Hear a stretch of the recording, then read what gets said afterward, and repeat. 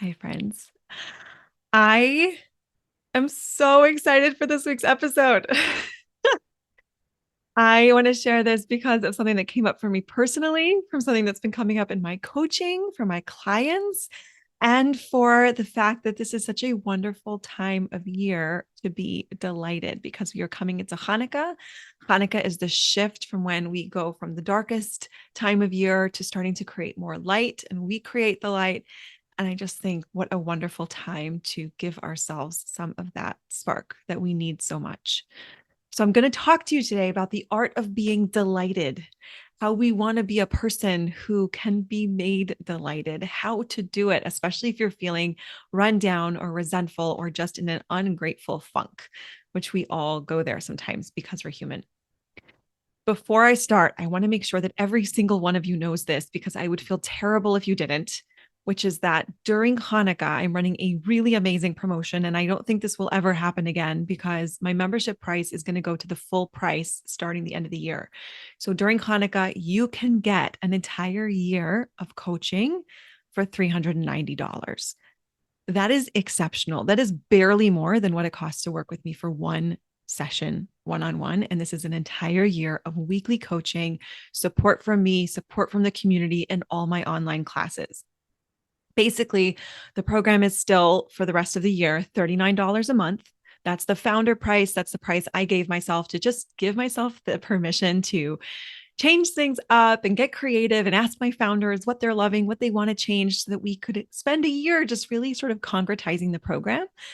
And now we've hit our 1 year anniversary. So at the end of 2022, we're going to be going to our next price, which is $49 a month. It might go up again, but for now, 49 was sort of my aim, my target as we began. And it's still an incredible price for the amount of coaching and support that you get. But it's even better if you go in for the year. You can get it for $390. So that's 2 months you get totally free. And I just love the idea of that sort of luxury and lack of pressure of just committing to working on your brain and whatever the thing is that you most need support with for a whole year. Like no pressure, you've just got that space. And for those of you who like have some commitment issues, it's totally fine. I see you too. You can still get it for $39 a month, but you must hurry. Some of you are already going to be hearing this a little bit late. Maybe we'll come back and edit this out so that people don't feel bad, but get on it because I don't think this is going to come out in another announcement on the podcast. I'm not sure I'll get another one out by the end of the year. So I want to make sure that you don't delay. So just go to kaylalevin.com/coaching and there will be something delightful waiting for you there. It's the annual pass to my coaching program. And I can't wait to get started with you and have you in there. If you're not there already, which so many of you amazing women already are. All right. So I want to start with talking about where we don't want to be. Okay. So the art of being delighted, obviously, if you went through sort of any like Shalom Bayis classes or college training, you probably heard this Kabbalistic concept of the provider and the receiver. Let's just do a real quick recap so we know what we're talking about. There is a provider energy, which is like a masculine energy. Okay. Every person is made up of some of both, and all of us need to do both in the course of our day, of our life. But this masculine energy is this provider energy. It's the bringing the spark and the inspiration and the idea out into the world. And the receiver energy is the let's take this spark and do something with it. Let's make it real. Let's make it come into the world in a real and tangible way. And this is the receiver energy. It also means that when we're in the context of our marriage, there are things that our husband is trying to provide for us. And what I see more and more, the more women that I work with, and the more that we discuss this concept, is that often the thing he wants to provide doesn't match up with what you most naturally want to receive. So your husband might want to provide, let's say, structure, and you might see yourself as a more spontaneous person. I want you to know that's not an accident. Okay. Your marriage is here for you to grow into something bigger than who you are right now. And it's not either or, it's not his or yours, but it's when you two come together, when you learn how to receive what he's providing, you will become a greater version of who you are, a greater, like, I don't want to use, I guess the word is evolution is what I always hear my coach saying, but almost to me, it's like, I love the word vessel, like almost a greater vessel. There's more that you're able to receive. from everything when you work on it here. And I'll give you some other examples. So the one I gave you was maybe he wants to provide structure. He's a very structured person, and you want to be more spontaneous or laid back. And it's so hard for you because you just create this block. Like, that's not what I want to be getting from you. And I want you to just consider it from this idea of provider and receiver. Like, what if I open myself as an experiment? You can always go back if it doesn't work, but what if I open myself to receiving that? What if I open myself to seeing the value of that?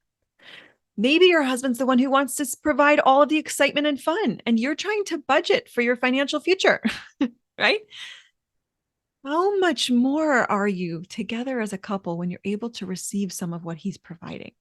What I see is that when we block it, not only do we not allow what he could provide into our life, into ourselves, into our homes, but we actually become more rigid in what we are, right? So if I'm really trying to make sure we have a solid financial future and he's trying to take us on a fun family vacation, I'm going to be even more rigid.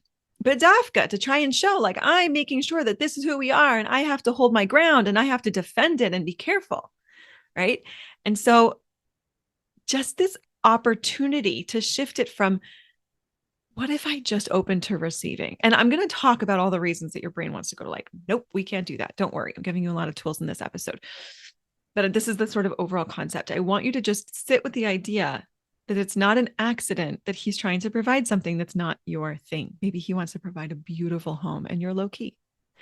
Maybe he wants to provide a lot of Torah, a lot of Divrei Torah for you. He wants to give you a really long and complicated Devar Torah at the Shabbos table. And you don't have the patience because you've got 3 kids that need your attention. So technically you have 3 kids who need your attention.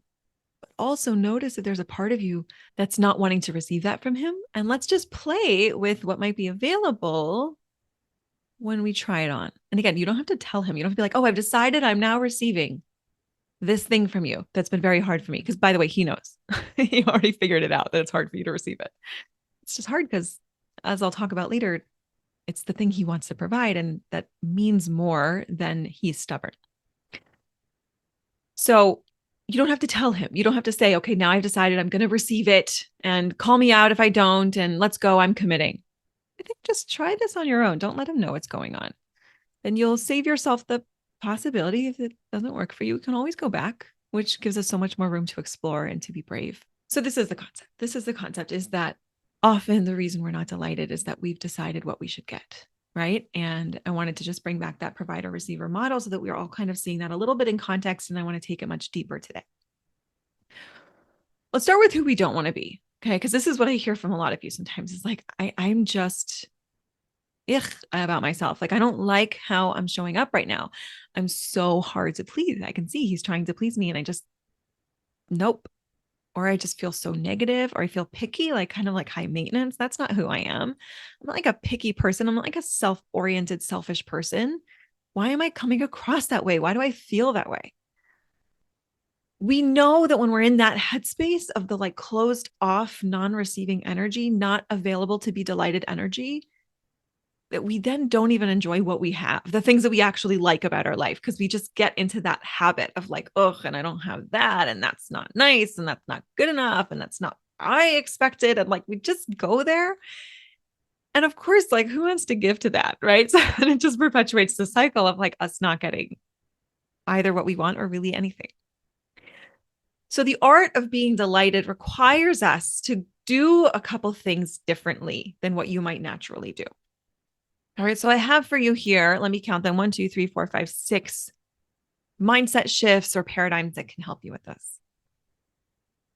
One way that this can be helpful for you is to see the thing that's being provided, whether it's a gift you didn't like, or it's a thing of value he's trying to bring into your life, or a lifestyle or something like that, as an expression of the giver, which is going to allow you to detach from your criteria of what you need, right? We go through so much of our life, at least I certainly did, with my parents saying to me, your birthday's coming up, start thinking what you want, right? And so we're like, okay, let me really get it figured out. Let me like spend a lot of time on me. I'm like, what I want. Notice I'm talking about wants today. I'm not talking about needs, right? And we get really attached to it, right? And then when they give us the thing that we want, we're like, gratification, satisfaction. I got the thing that I wanted. Sometimes someone gives you something that's an expression of who they are. And I think children are a wonderful example of this. My 5-year-old doesn't check with me how many sparkly stickers I want on my picture. She knows how many I need, right? She gives me just as many as I need to make that picture really special. In fact, I think the other day she made a picture and I said, I love it. Let me hang it up. She said, no, needs more sparkles. I've got these really special stickers, right? And so then she added to it. I might have even liked the picture before better than with the sparkles, right? Why does this not bother me? First of all, of course, I don't care about the picture versus, sparkled versus not. But second of all, because it's so obvious to me that this is an expression of her. I'm not telling my 5-year-old, like, well, really what mommy would have liked, right? Of course not. It's her in that picture. It's what delights her. It's what she wants to give. It's an expression of her and who she is and how she expresses love. It's the same for everyone.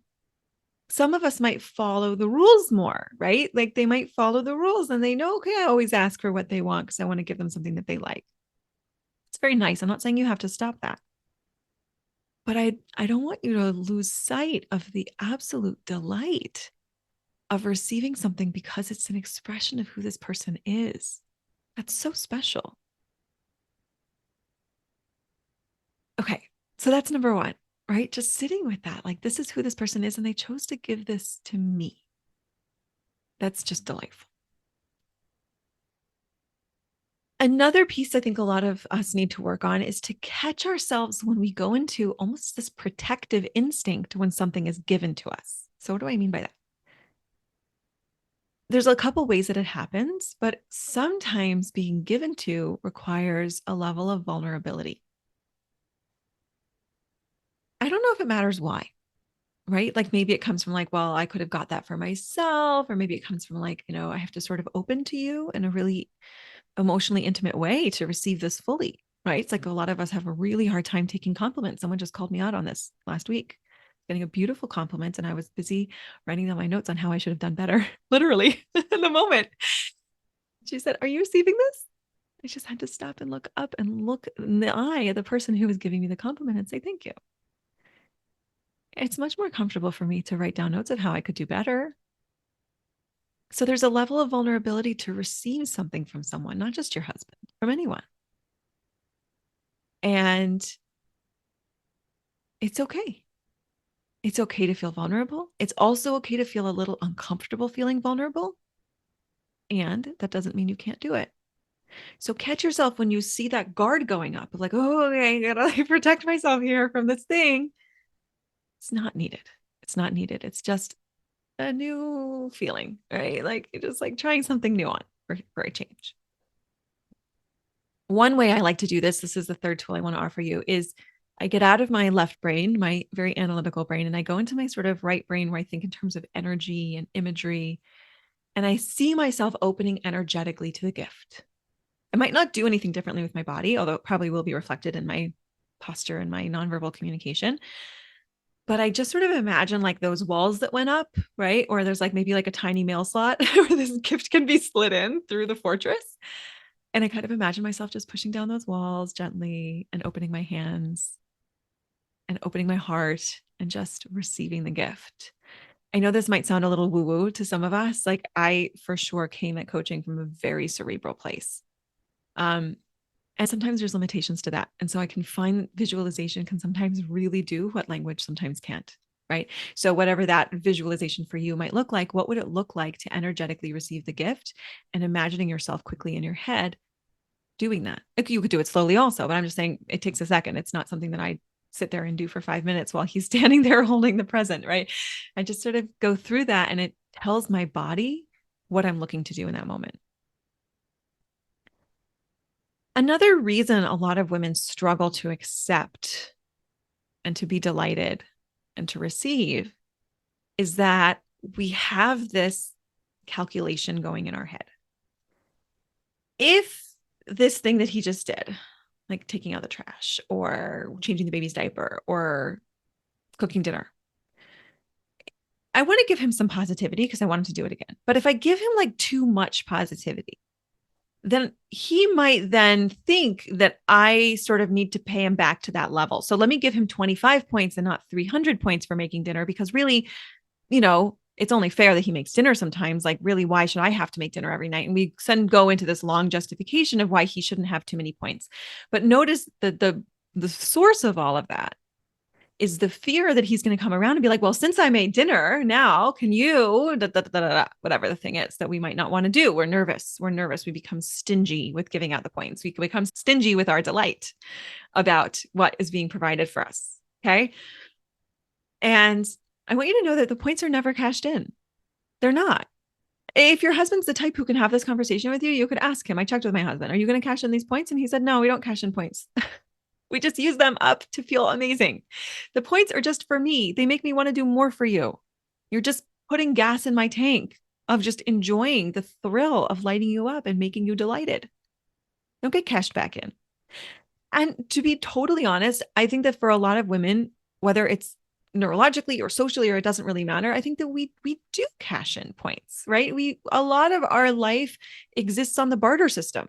I'm going to watch your kids the next 2 times that, someone's sick and, you have to work, and maybe I can take care of your sick kid for you, or whatever. I'll pick up some groceries for you. But then, like, I kind of expect you to return the favor. That's only fair, right? We get very stuck on fair. That has nothing to do with points. It has nothing to do with your delight. There's no fair in the equation. So we're playing a whole game that's like not even like, it's the wrong board, right? The board is just your delight, fueling him and feeding him. Why not? So when we just realize that, then it allows us to just not be stingy, because I don't have to be, right? Like, I just not a problem anymore. Super cool. Here's another one. Some of you get stuck on not expressing what you want. And I caught myself, if you're on my email list, I sent out this email. I got so many responses from you. So I guess you guys needed to hear it too. If you're not on my email list, that's just silly. KaylaLevin.com. Get on it. But I sent out an email about how I just had my daughter's bat mitzvah on Thursday last week, and it was beautiful, and she was amazing. And as we're getting ready, I was just really, this is my first, big milestone like this. She's my oldest. And as I'm thinking about what I want to get her, I realized, like, I really wanted to get something physical for myself. Just not necessarily so expensive, but I just wanted something physical. I wanted a physical, piece of jewelry that I could say, like, that was the bat mitzvah. That was that milestone. That was also all that hard work they put into it to make it a beautiful day. And I caught myself immediately trying to talk myself out of it. That's just Gashmias. This shouldn't be about you. This should be about her. This is her day. Why are you doing this? You don't really need it. Come on. Like, what? You don't need another pair of earrings or piece of jewelry. And your husband is so busy right now. He does not need one more thing on his plate. It's not nice. Okay. That was my internal monologue. Like, automatically, like, it came like a flood. The second that I went, I kind of want something sparkly, right? I immediately had this whole barrage of thoughts to convince me out of it. I automatically went to convincing myself out of it. But then I remembered something that I teach you all the time, maybe not so much on the podcast, but for sure with my clients inside the program, which is wanting is good. Part of being a receiver is to want things.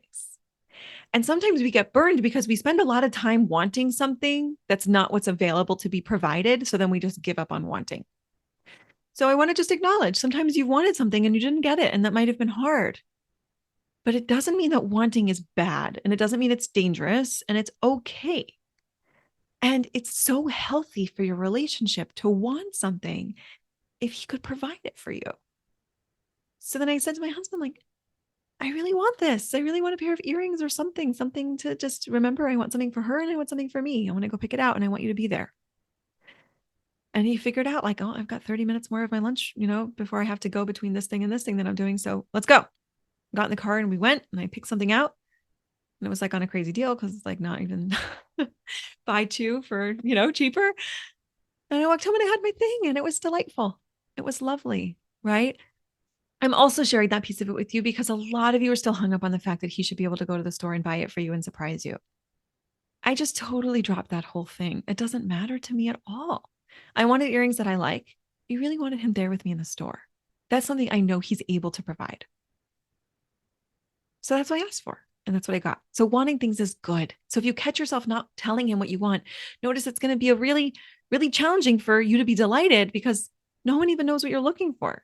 What gets you excited? What would be so lovely? And it's different than I just need some more help around here. I just need a nap. I just need more support. I want you to also know the part of you that wants the thing that's like, what's sparkly for you? A little beyond the day to day. Cause I get it. I get it that stuff is real, but that's a very different energy than being open to receiving and being open to being delighted. I think the last piece, and I'm going to go a little hushguffic on you guys, but this is the reality. So we got to focus on reality, right? Which is that if your husband can't give you something, I include under the category of can't things that he repeatedly won't, meaning we always think we know what he can provide because I know what's in his bank account and I know how much the thing costs and I know he can do it. Or, I've told him or I've sent him the list or we have all the reasons he can. But here's the thing. If he knows what you want and you've told him repeatedly and he's not getting it for you, and sometimes he's even told you, I don't think I'm good at that. But even if he hasn't, if he's not doing the thing, and I'm saying get it for you because I just gave you the gift example, but it could be something else. Like, honey, I really wish that you would give a Devar Torah that was kid friendly, or I really wish that you would help me out more in this particular area. If he's not providing that for you, then call it a can't. Because you know what? There's things that I could do. I could keep my house clean all the time. But you know what? When I look at me and how I'm wired and the priorities that I have and how I run my life, right now it's kind of a can't. It's a can't. Unless I decide I really, really want to, and I really want to work on that. But right now it's not the top priority for my house to always be spotless. So I'm going to call it a can't. And if that was something that my husband was really, really needing from me, so in my lane, yeah, I might decide to work on it. But when we turn that on him, I just want you to notice like kind of the futility of it and how much emotional energy goes into that. I want you to be more spontaneous. Why can't you just pick something? It's so obvious to me how to do that. Of course, it's obvious to you. You're not him. You're different. You have a different personality completely. Right. And so putting something from the won't into the can't actually can be really helpful. Because I love the spontaneous example. Let's say you want your husband to plan a getaway.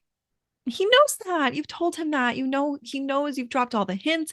You've told him directly, and you've been married for 8 years and it still hasn't happened. Don't put it as a won't. My husband won't plan a getaway because that leads directly into something wrong with him and something's wrong with you. What if you make it a can't?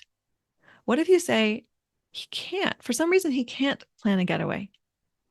So I might take a minute to sort of like mourn it kind of in a little way, like give myself 15 minutes to be like, oh, I had this whole vision and this whole dream that like that's what would be romantic and that's what's important. And if I need to just kind of process that like bit of disappointment, okay. But if you can't do something, I might as well move on, find out how to get my spontaneous vacation. I might as well move on and figure out what he can give me that I love. Right? We spend so much time and like, he should be able to do this. It doesn't make sense that he won't. If you pull that back and you make it a can't and you don't let yourself get mired, because honestly, if he can't do it, this is the place where I wanted to go with you a bit deeper here. If he can't give it to you and it's not something that you really, really, really need, and like that's a very small number of things, there's not a mistake. It's not a mistake you're married to this person. And what comes to us in our life, he's the shaliach. He's not, it's what you're meant, nothing can happen to you that's not meant to happen to you. Okay. And so, I want to make sure this is very clear. I'm talking about a functional, healthy, non-abusive relationship. Of course, always. If you're in a functional relationship and he can't give you the thing that you need, you're not supposed to have it. You're not. Now, a world of growth just opened up to you. A world of dropping the story and dropping the objection and dropping the resentment just opened up to you. Because when we're busy trying to be married to somebody that he's not, we can't be engaged in the relationship with the person he is, who is standing right there in front of you right now. So be married to him. And if you need to take a second to just sort of recalibrate from who you thought he's supposed to be to who he actually is, do it. Do it. It's so much better on the other side. It's so worth it. So here are my 6 tools for the art of being delighted. It's to notice the expression of the giver, to catch yourself with that protective instinct and allow yourself the vulnerability, to use your sort of visualization and energy to open to the gift, to know that he's not going to cash in the points, to remember that wanting things is good and you can tell him what you want, and to keep Hashem in the picture. You're supposed to get what you're getting and not get what you're not getting. And it's for your good. I really believe that the prerequisite to every gift is coaching. And I'll tell you why. Because when your brain is clunky and cluttered and negative, and we all go there, and I am there before every coaching session because I get myself coached too, it's so hard to receive. It's so hard to be delighted. Our life just can feel so hard, or we can feel so tired, or we can feel so resentful. When we have coaching, when we have a way to witness and compassionately engage with our brains, to use our brains to make our lives better, to make our experience of our life get better, every gift we receive, we will be able to receive more fully from a more authentic version of who we are, because we're not all mucked up with all these negative filters that we're walking around with all the time, which is just normal and part of having a human brain. It just needs some decluttering from time to time. So I want to invite you to come and join me and do that mental declutter once a week. How luxurious is that? You don't have to hang on to any resentments more than a week. You don't have to hang on to any frustrations. You don't have to have any worries. And you know what? If a week is too long for you, we have a Slack community where you can post whatever you need. And there's an entire community of women who are operating this way, who are there to help you. Usually by the time I wake up in the morning, I've already seen questions and answers already taken care of that I don't even have to touch because the community is taking care of each other. It is an incredible, incredible space to be. So what a beautiful thing to want if you get gifts for Hanukkah, or if you just want to do it now, because right now is the deal. Doesn't have to have anything to do with Hanukkah. Express what you want. Let him know. Give him the win. Let him know why this would be so valuable for you. All he has to do is go to kaylalevin.com/coaching. Yes, you can tell him what you want. No, it does not have to be a surprise. You can send him the link or get it for yourself. What a beautiful thing to do. I can't wait to welcome you inside the community. We'll be starting off 2023 with a bang and an amazing, amazing new group of women. I can't wait to have you in there. The second you sign up, you get started and you'll have access to our very next call, our last call recording, and also my 3 amazing online courses. It's totally a no-brainer. So I'll see you inside kaylalevin.com/coaching. I'll see you back here on the podcast whenever the next podcast comes out. Maybe next week, maybe not. Have an amazing Hanukkah, everyone. Okay, bye-bye.